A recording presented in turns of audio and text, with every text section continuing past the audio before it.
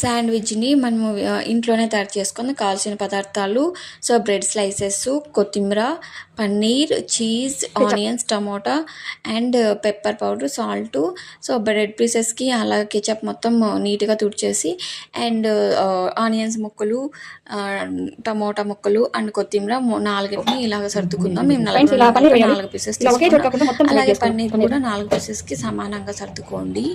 So paneer అనేది ఎక్కువ వేసుకున్న టేస్ట్ బాగుంటుంది. అండ్ పెప్పర్ పౌడర్ చెల్లేసుకుందాం. పెప్పర్ పౌడర్ కూడా సమానంగా మీ కారం తగ్గట్టుగా వేసేసుకోండి.